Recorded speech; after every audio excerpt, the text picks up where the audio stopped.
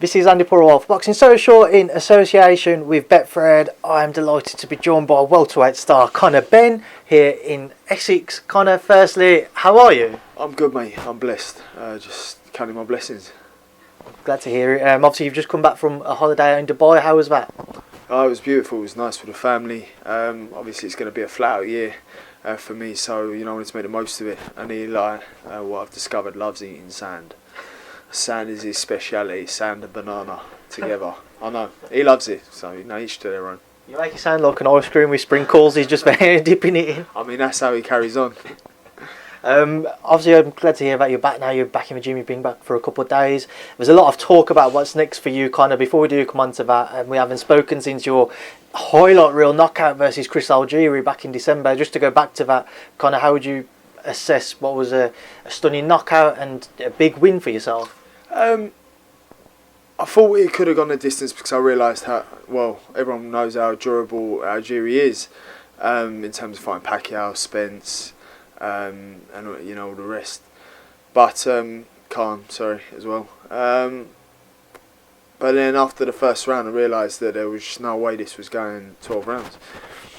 There was just no way. I mean, I just feel really strong. I'm flying in super middleweights for sparring, middleweight, super middleweights for sparring. Gavin needed 3 people to do 12 rounds with me, 12 4-minute rounds, 30 seconds of rest. So I just know how I'm feeling, and I know the hard work I put in. So. Yeah, it's not a surprise to me. Conor, you produced that highlight reel knockout, and then the questions still coming after. They want to see you in with somebody who's maybe more of an established welterweight, which Chris naturally wasn't. He had more success at lower weights, and in the fashion that you stopped him, you had Adrian Grados who didn't come to engage with you. That's obviously nothing to do with yourself. But then you had the terrific win versus Formella.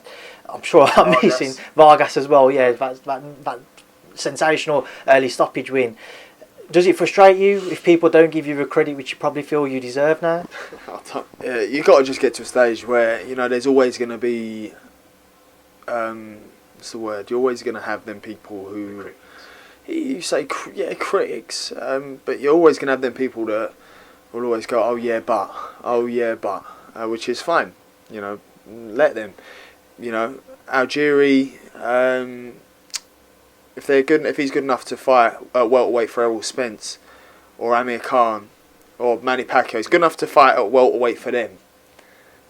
He's good enough to fight at welterweight for me. Do you know what I mean? Who else there? Samuel Vargas. He's good enough for Virgil Ortiz to fight. He's good enough for me to fight. Formella, Sean Porter. They're good enough for me to fight. Do you know what I mean? But it's not just in a manner of how I beat them. I'm knocking them out cold. I'm beating them more convincingly than Sean Porter, than Virgil Ortiz, than Amir Khan or Danny Garcia. So it's like, it's not just beating them. It's the fashion in which I'm beating them, which is really within relative ease. So, let people say what they want to say. It's just funny because I remember people going, yeah, he's lucky to win a Southern area, or he's lucky to win an English. And even then, that people go, yeah, he'll be lucky to win the European, he'll be lucky to win the British. Or, he'll win a world title with someone on the decline. There'll always be something, which is fine, and you just got to be prepared to deal with it. It comes hand in hand with the job that I do, which is fine, It is what it is. Nothing I can do about it.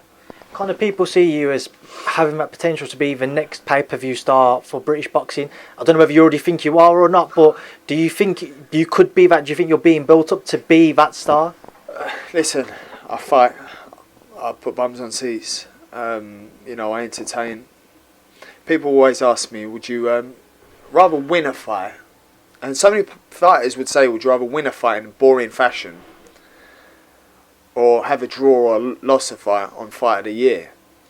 And you hear people go, it's not in the manner of how you win as long as you win. I completely disagree. What's your thoughts on that? Ultimately, the win is the most important thing, but I agree that especially at this stage of your career, you need to look good and to make the statements, to get your name, not necessarily your name out there, but to put people on alert to you. I agree that you need to have a better performance if you're going to win than just say limber into a points win. I don't know, you say that. But then again, maybe it's just the way I am, because I then go, okay, say you've had 30 fights and you've won all 30, you've had 3 knockouts, and you're boring as hell to watch, you're fighting for the world title, and you've got 3 people cheering you on in some leisure centre.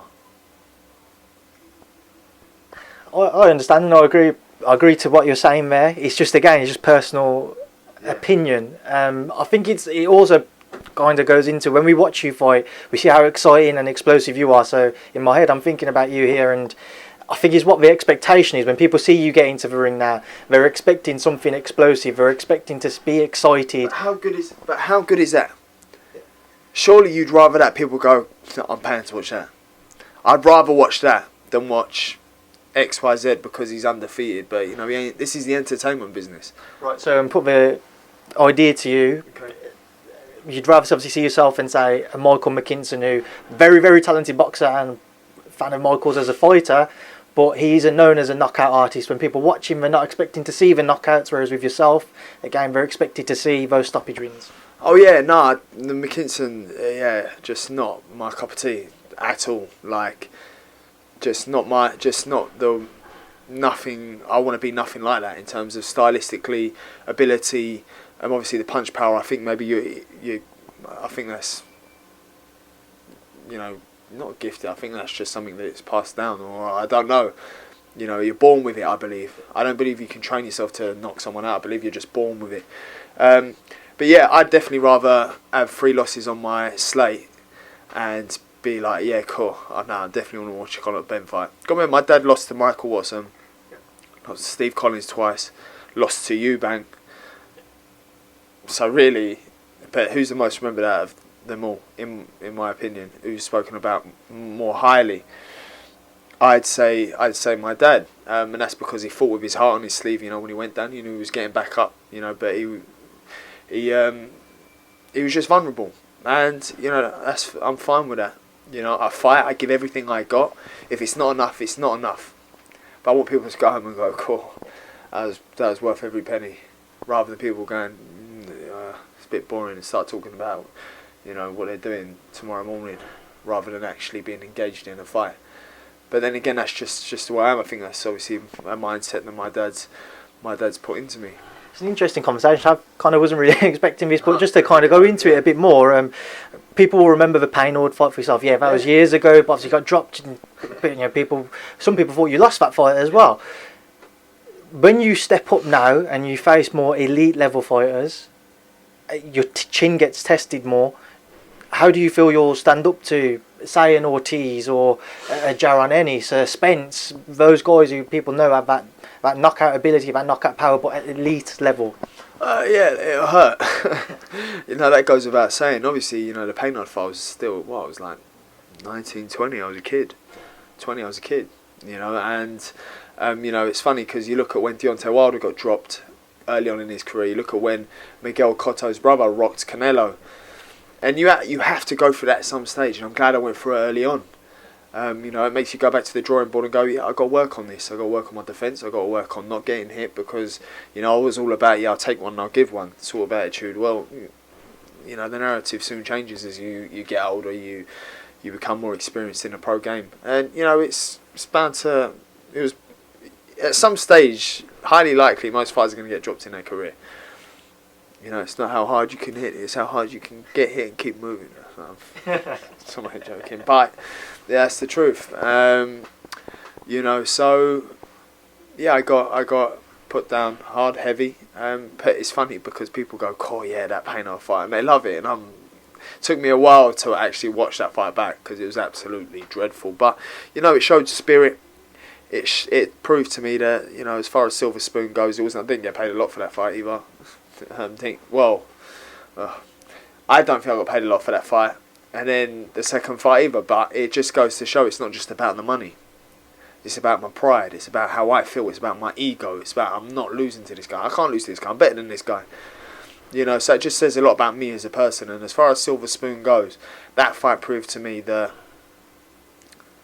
there's a lot easier ways to earn money. But obviously I'm a nut job and choose to earn my money in a way that's very not friendly. Yeah. So, I love to fight, and it's taking me back down memory lane as to me thinking, should I just stop boxing here and then?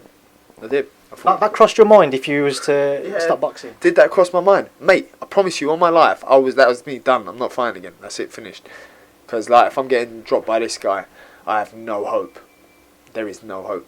And then I carried on.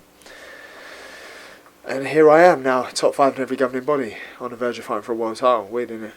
What changed your mind from potentially stepping away from the sport on the back of that fight with Cedric Payne? I actually don't know, but looking back now, it probably would have been the right decision to not fight. If you look back and you think logically, it would have been a right move for me to not fight anymore. Because what's the point? But what will be will be. Oh mate, I remember like bawling my eyes out for like 3 days because I was just like, what am I doing? And I guess I just applied myself, and do you know what? I don't really know how I am where I am in terms of 20-0, knocking out great fighters, and I think I just work really hard, able to get to where I've got to. But I'm just glad I didn't stop boxing, and it's proof's in the pudding. You just keep it moving. You're gonna go for adversity. I'm probably gonna go through so much more adversity in my career, in my life, so much more. It's fine. There's nothing wrong with it. Everyone goes through something. It's just mine's televised. Was there ever a point when you was going through those thoughts, Conor, when the Ben name weighted on your mind at all? Oh, tons. Early on in my career, I proper struggled with it. Oh, mate, I struggled hard with it. I fell out of love with boxing instantly. Yeah, instantly. I was like, mate, I'm out here earning blood money, and people want to criticise me for being silver spoon. Are you mad? And then it was just like, well, might as well stop boxing because I've just got dropped by somebody who's not... Well, do you know what? He was very awkward. He was definitely my boogeyman. And it wasn't until I watched his fight with Echo that I realised he actually is like a bit of a weird. He's just a weird geezer. He's my boogeyman, and that's that. I bet I'd have a hard fight with him now still, because he's just that guy for me. Getting back in for sparring. Nah, no good. I don't want that for sparring. But it was a massive burden to me. It made me. I think it definitely challenged my mental health in terms of, definitely. I mean, oh, mate. Yeah, it was hard. Like, I was in dark places. I went down to dark places, because it was just hard for me to just process everything. I was in the limelight. I was earning a bit of money. I was it felt like I was hated by many or jealous. So it's like I was under attack all the time, and I never understood why. But then as you get older, you become used to it. I was a kid and I was 19, 20, 21, 22. And it affected my family weren't here with me. When I broke my jaw, I remember I was in probably one of the darkest places I've been in. Do you know what I mean? Because there was like bad press, and then I broke my jaw, and I was just like, this obviously ain't meant to be. And then the pain I'd fight. So it was just like, it's been loads of things that have gone on in my career that have challenged me. And there's going to be plenty more to come, so I'm not saying, now I'm over that bridge and, that's it, it's done, it's finished. There's going to be loads of things that they challenged me throughout my life, but you just got to keep it moving, man. That's all I can say, because as soon as you stay static, you go stale. You're speaking about mental health there. Yeah. How did you feel like, you've just said you're not completely past it, obviously you're going to get critics in the future and he'll still come back to you, but in that darkest place when you fell into it, how did you deal with it? And when you look at things now, you're still young. You're 24, still 25 now, so you're still young in the sport, even though you've been at it for 5-6 years. But now you've got a missus, you've got a child, so I imagine you don't want all of that going on with them around you, with a young family around you. So how do you deal with it now, in comparison to when you was in that dark place back then? I definitely still struggle. I'm not perfect. I'm far from perfect, and I never claim to be. I tried to be the best man I can be, the best father I can be, the best partner I can be, the best son, the best boxer for the public, the best role model. But I'm not perfect.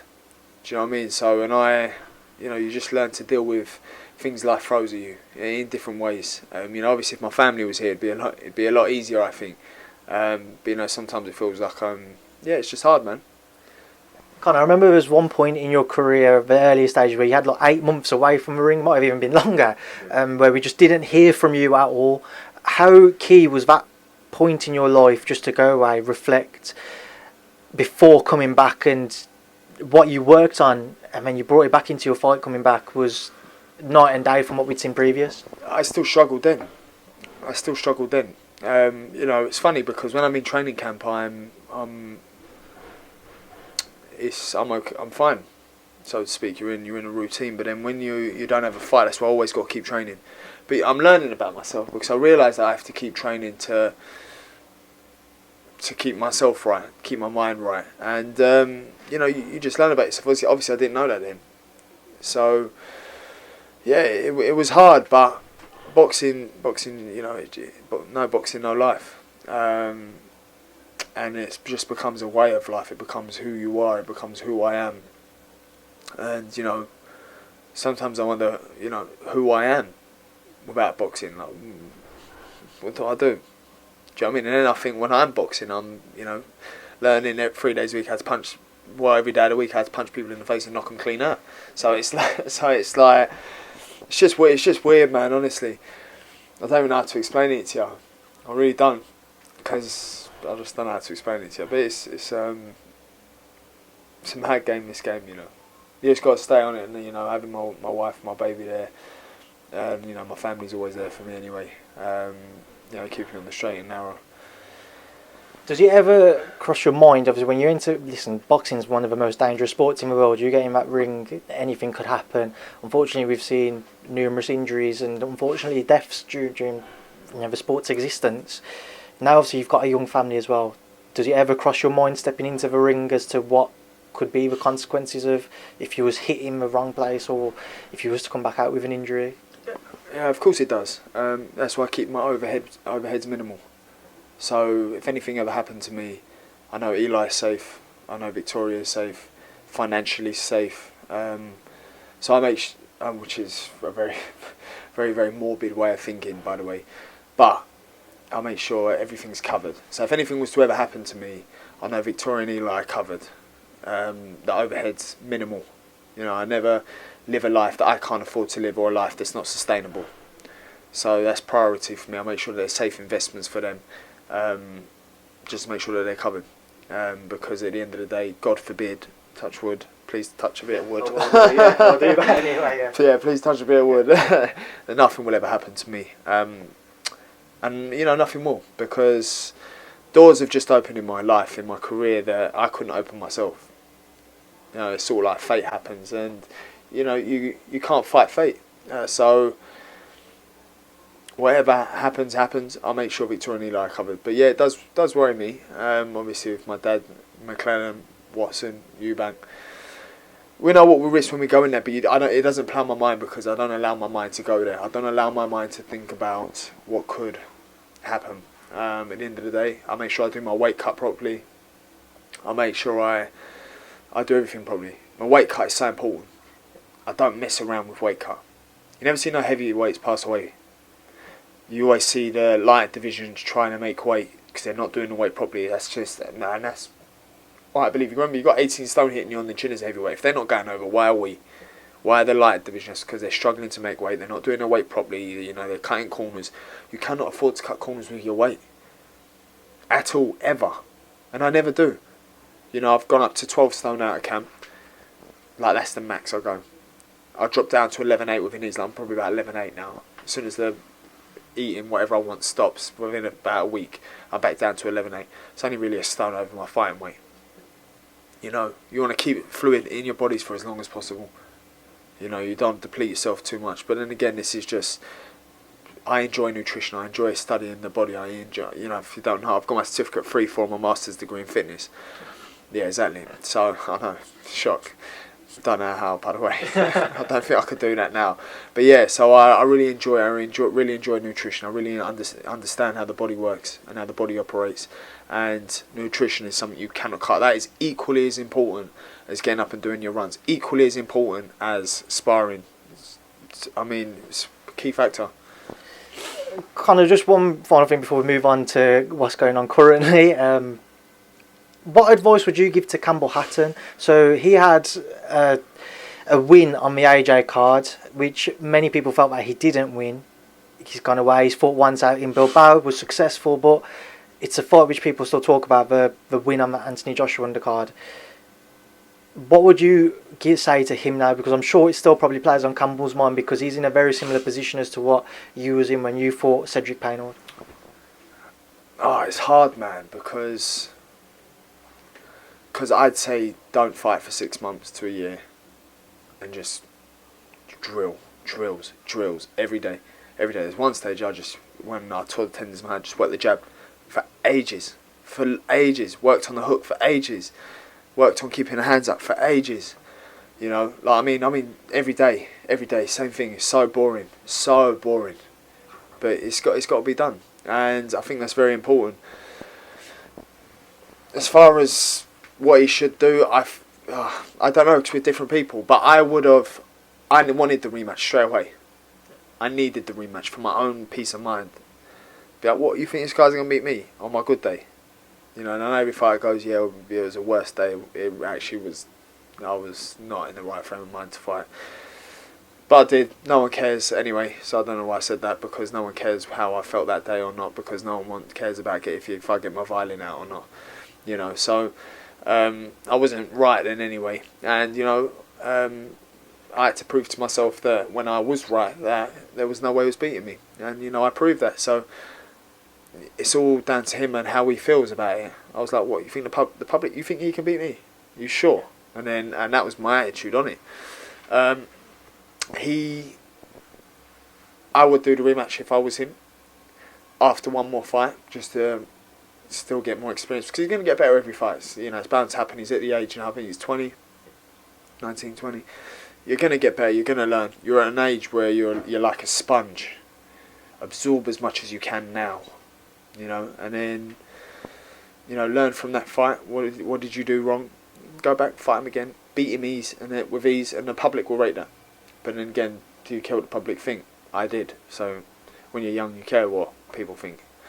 So I was like, I need that fight now. When they've gone, I have one warm-up fight before you come back, I was like, mate, I want the fight now. And, you know, but I'll leave that on my team anyway. Kind of honestly, this conversation, like, I could go on with this conversation. So many questions just coming to mind, but I am wary of keeping you for too long, because I know Tony's going to turn up and start looking around thinking, where's he gone? Well, we've got 10 minutes, so we'll move on to what's going on with the current state of play. We've seen Eddie say Maurice Hooker, Roberto Guerrero, Adrian Broner were the three most likely names. From most recent comments, I believe Maurice Hooker is kind of at the front of that queue for different reasons. What do you understand of the current situation with regards to your next opponent? Well, I wanted Mikey or Danny Garcia, so that was who I wanted. That was my first name I shouted to Tony and Eddie straight away. It was the Mikey Garcia or Danny Garcia. That Mikey Garcia fight, I'd love that fight. Great fight. Danny Garcia, great fighter. And they really are on the verge of what's left. Like, they're still there, but they've come off the back of some ropey wins, so they're still there though. Do you know what I mean? Them fights for me make my mouth water. But then again, a fight was put in front of me.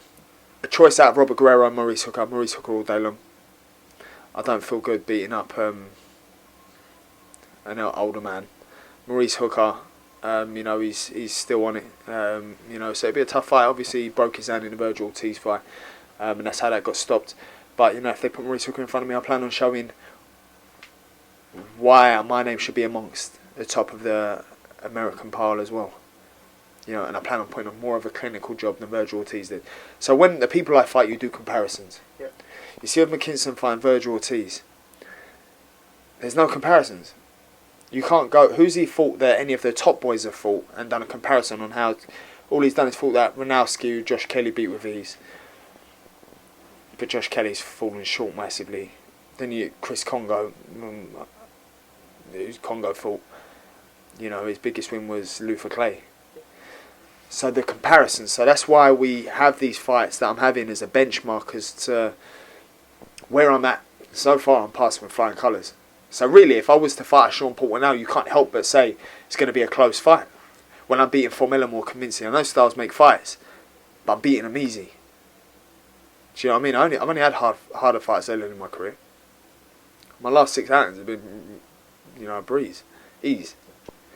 I say violent money, but change it to easy money. That's how it's been. So we'll just keep fighting these guys. Maurice Hooker's a name I want. Obviously, I'd rather have Mikey or Danny Garcia, most definitely. But then Adrian Broner, he's just a liability. So I take that with a pinch of salt. Would it be nice to have that fight? Lovely, but I just don't expect nothing from him. Kell Brook Calm, where reason why we're having a Maurice Hooker, Robert Guerrero instead of a Mikey Garcia or Danny Garcia is because we want the bigger fights. Keith Burns fighting Barrios, final eliminator.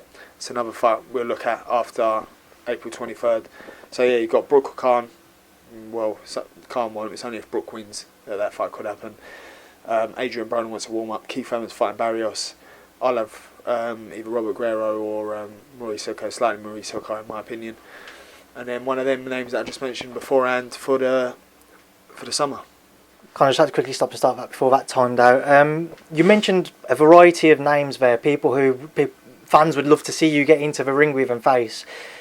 Why is it that you don't? Because when you talk, everybody knows you'd face a Mikey Garcia. We know you'd step in tomorrow with a Virgil Ortiz, Errol Spence, what have you. Any name, we know that you would take it.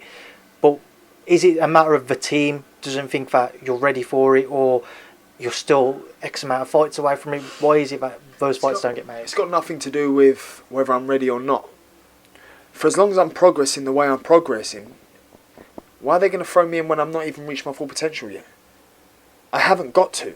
So why am I going to? It's not that the hard fights don't come. It's not that I see what my team are doing. Look at my progress from the Formella fight to the Algieri. The Granados to the Algieri. The Vargas to the Algieri.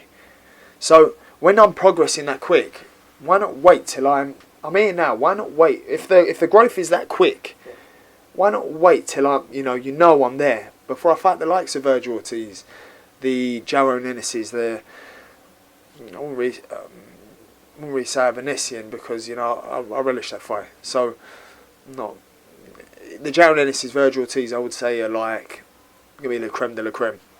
The Errol Spence's, the Ugas, I'd fight Ugas now. So it's I get it. So and the public should get it. Allow your fighters to have as many learning fights as they can. We're not conning the public. We're not, fooling the people for this or that or this or that. I'm gonna wait till I reach my full potential. For as long as I'm still learning, for as long as I'm still growing, I ain't in no hurry, at all. Why? What is the hurry? Will I fight Virgil Ortiz? 1,000,000% I will. Will I fight Jaron Ennis? 1,000,000% I will. Errol Spence, Ugas, Furman, 1,000,000%. When the timing is right for me. And, I apply myself, I work extremely hard, so when the fight's ready to be made, the fights will get made. And it's not matter that I'm not ready now, but why make the Virgil Ortiz fight a 10 times harder fight and an easier fight for him now, so to speak, or an easier fight for me while I'm still learning? I'll wait till, I'll go, you'll see, because you see the progress. The proof's in the pudding. And every time I step out there and step under them lights, I put on a clinical performance. Better than the last. Which people think is, how can you be better than the last? There's so much room for improvement. We're working on things now. After the baits of the Algieri fight. And then watch, I'll come back and then bosh. Be like, yeah, wow, more improvement. David Avanesian, Conor. Yep. He's a name which continues to get linked to yourself. Whether it's me, somebody from another outlet, interviews Eddie, Frank Warren, whoever it be, the pair of you will be linked together and asked about a potential fight. We know that Frank's spoken about making an offer and he'd pay for his person, what have you. Why does that fight not happen now? I don't care about Frank, by the way, and what he does is beggy. It is beggy. He signed Avanesian on the back of getting me fights because he ain't delivered anything else. And if I was the name that he was chasing, well then you ain't got bigger dreams for your fighter who should be fighting for final eliminators for a world title or whatever it is. Do you know what I mean? Put Avanesian with Echo. They're both moaning about big fights, keep calling my name, put them two together. We're not doing them no favours. And they wouldn't do me no favours if the shoe was on the other foot. Because when we wanted to make the fight with Jenkins and offer Jenkins, 4 times, 5 times whatever he's got paid, and you want to say no to letting him fight on our show, well then, or however that works, but I know Jenkins and his team really wanted the fight bad. It's a lot of money, it's life-changing money. So, you know, you guys do what you got to do. I wasn't going to be put on hold for nobody. Although I was in line for the British title, I ain't going to be put on hold for nobody. You know, and now look at where I am.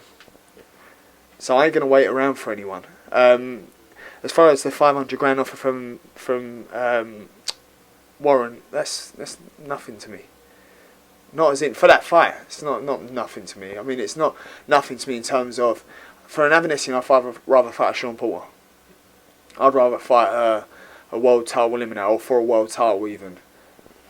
Do you know what I mean? So you know, if you look at my record and Avanesian's record, yeah, look at my 17th, 18th, 19th, 20th fight.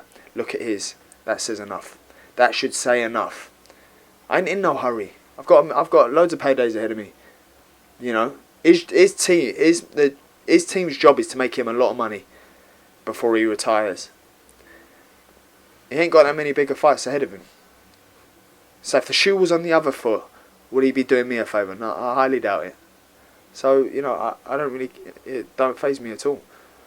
Conor, you said earlier, Khan Brook, the only way that you'd fight one of them would be if Brook was to win, so I take it Amir said, no matter what, you're not facing him. Yeah, I was with him on FaceTime. He, yeah, like Khan, by the way. I like Brook. But at the end of the day... You want... it is what it is. You know, so... boxing's a business. It is a business, you know, and then, you know, business first, so to speak. I know it's family first, but I mean, when it comes to friendship or business is going to have to come first in this instance. But, yeah, Khan's retiring after the fight. But then I've heard about this rematch clause and all that. So, you guys do what you got to do. Celery or whatever it is, you know. What do you think of the fight? I still think it's a 50-50 fight. It would have been a better 50-50 fight 5 years ago, but it's still a 50-50 fight. Instead of going who's better at this, who's better at that, it's now a case of who's got what left. Could Khan outwork? Slowly, ready or not? Here I come. So the song's just coming back if you can't hear it. Yeah, see, I get goosebumps when I hear this song because it's just mad. Brings back so many memories. Khan Brook. Sorry. I'm doing my ring walk right now. Yeah, Khan could outwork Brook, but Brook's timing was always his key attribute in my opinion. Had enough sting in the punch to finish the fight off with the accuracy and timing that was, you know, so sweet and perfect. But who's got what left, man? All Brook's got to do is time him over 36 minutes, catch him. Can he finish Khan off? I don't know. Khan, I still think Khan's got the speed and the agility, the work rate, but you know, the punch resistance is one of the first things to go. What did Amir say to you on FaceTime? That he is retiring after the fight. That's what he said. So if we used to see a rematch, I'd be like, mate, that is the ultimate duck. That is the ultimate duck. Like, you know, if like, what does ducking mean? If you know if someone asks what's ducking mean, I'll be like, Google the Conor Benn situation. Ben Khan, whatever. Brook Khan. Yeah. Ortiz McKinson? Fucking don't know what's going on there. Do you know what the problem is when you can't punch? I know he goes, yeah, I can punch and all that. Proof's in the pudding. You know when you can't punch, you have no respect for their power at all. Like none. That's facts. Because I know when someone don't punch, you're like Formella couldn't punch and it's full, mate. You're getting it. You're getting it. You're just going to get beaten for the 12 or whatever it is. That's how I think. He's saying Virgil Ortiz won't be able to lay a glove on him. Maybe not for the first few four. I hope McKinson wins, by the way. Like, I do. But I rate Virgil. He's going to kind of stick it straight on him. That's his style. He's come out and he's aggressive straight away from the get-go. I love that. I love to see it. But I'd also love to see McKinson win. But can I see McKinson winning? No, I can't. Not like, I mean, I can't see him winning at all in any form or department. It may be a bit tricky, but it's not anything Virgil hasn't faced before with someone who can punch. But you know, it would be good if he knocks him out. What, McKinson knocks Ortiz out? That would be good. McKinson wins, does he have a better win on his record than what you've got so far? Well, is that a trick question? I just wanted to see what you're going to say. I'm going to have to say yes. I am. Listen, I'm a realist. Yeah. If he beats, remember I'm beating top former world champions, top world, fringe world level fighters. Congo and Manowski aren't. And then I'm knocking my guys out cold. So, if he beats him, no matter how he beats him, if McKinson beats Virgil Ortiz, you got to say, it's fucking, obvious. Still not fan-friendly style, still not my cup of tea, but what he does is very effective. And you would sort of edge him to winning a world title.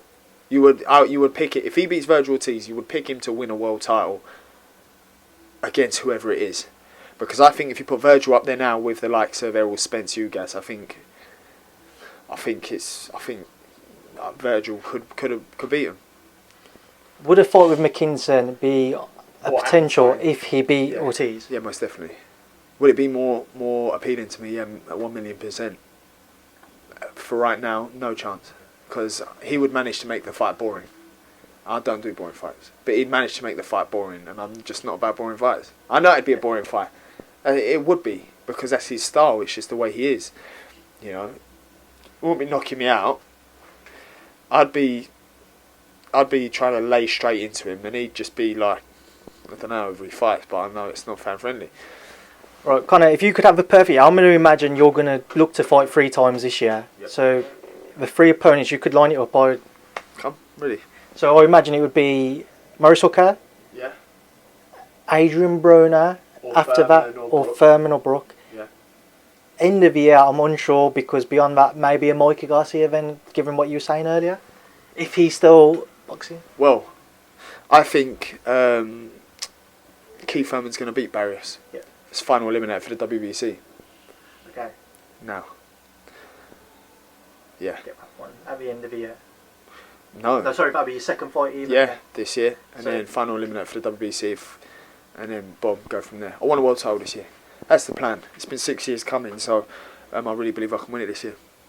Do you think you'll get that? So obviously Spence holds the WBC title. He's going to fight Ugas. I'm top 5 in every governing body.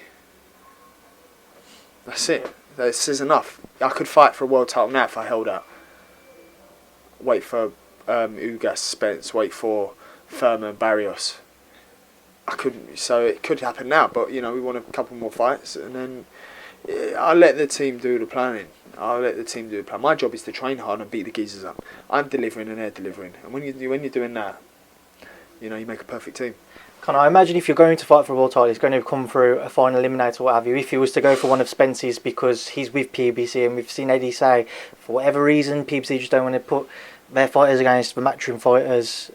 When you're trying to make fights, i.e. in a Guerrero, for example, do you look into that? Do you have any idea about those relationships? I do not care at all. If the fight gets made, the fight gets made. If it don't get made, it don't get made. What will be, will be. What won't. That's the way I look at that. Either way, I'm beating someone up. Hopefully not me, Conor. Not you. You're my friend. Thank you. Mind you, I do beat some of my friends up. So. Hopefully I'll stay on your good side and keep touching wood behind me. It's like, one final one, or a few couple. Chris Eubank Jr., Liam Williams. What's your thoughts? I think Liam Williams could win. Depends on how Eubanks and Williams approaches in the ring. But it could go either way, in my opinion. It could go either way. Spence Ugas. Spence. How?